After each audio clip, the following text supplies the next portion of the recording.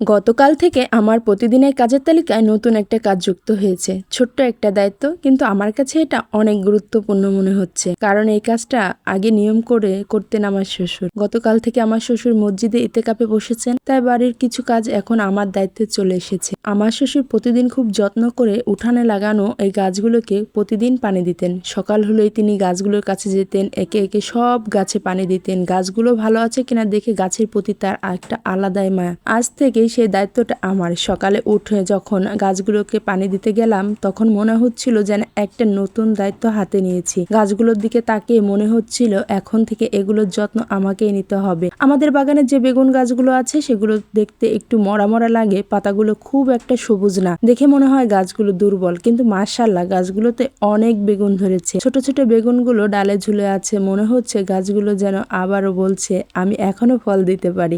আসলে মরা গাছেও যে কখনো ফল ধরতে পারে, এই বেগুন গাছগুলো তার জলজন্ত একটা উদাহরণ। এই বেগুন গাছগুলো অনেকটা মরে গেছিল। আমরা ভাবছিলাম এই গাছে আর কখনো বেগুনই ধরবে না। এই রমজান মাসে আসার আগে আলহামদুলিল্লাহ এত বেগুন ধরছে বলার মতো না। বেগুনগুলো আমরা খেতে পারতেছি, প্রতিবেশীরাও নিতেছে, এবং মাঝে মাঝে তো বেগুনিও বানাই খাই বেগুন দিয়ে। গাছগুলোর দিকে তাকিয়ে আমার খুবই ভালো লাগছিল। মনে হচ্ছিল যত্ন করলে আল্লাহ তাআলা ছোট ছোট জিনিসও কত বরকত দেন। কয়েকদিন আগে আমার মেয়ে আর আমার শ্বশুর মিলে নতুন করে বেগুন আর মরিচের চারা লাগিয়েছি। আমার মেয়েটা খুব খুশি হয়ে তার দাদার সাথে মাটি খুঁড়ে চারা গাছগুলো লাগিয়েছিল। তাদের দুজনকে একসাথে কাজ করতে দেখে আমার খুবই ভালো লাগছে। মনে হচ্ছিল এই ছোট বয়সে দাদার কাছ থেকে কত সুন্দর করে কাজগুলো শিখে নিতেছে। কিন্তু একটা দুঃখের বিষয় হলো আমাদের বাড়ির হাঁসগুলো এসে সেই নতুন চারাগুলো খেয়ে ফেলেছে। অনেকগুলো চারা নষ্ট হয়ে গেছে, দেখে একটু খারাপ লাগলেও, কারণ কত শত আশা নিয়ে চারাগুলো লাগানো হয়েছিল। তবুও নিজেকে বুঝলাম গাছ লাগানোর সাথে ধৈর্য লাগে, কিন্তু গাছ বাঁচবে, কিছু নষ্ট হবে, আবার নতুন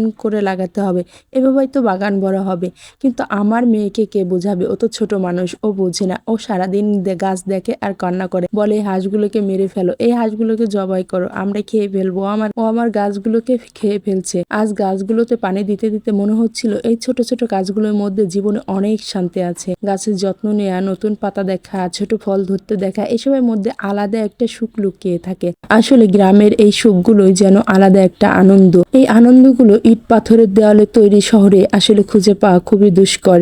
ইনশাআল্লাহ আমার শ্বশুর ইতিকাফ শেষ করে বাসায় ফিরলে তিনি দেখবেন গাছগুলো এখনো ঠিক আছে, যত্ন পাচ্ছে, তখন নিশ্চয়ই তিনি খুশি হবেন। ছোট্ট এই বাগানটা শুধু গাছ না, আমাদের পরিবারের ছোট ছোট স্মৃতি আর ভালোবাসা দিয়ে ভরা।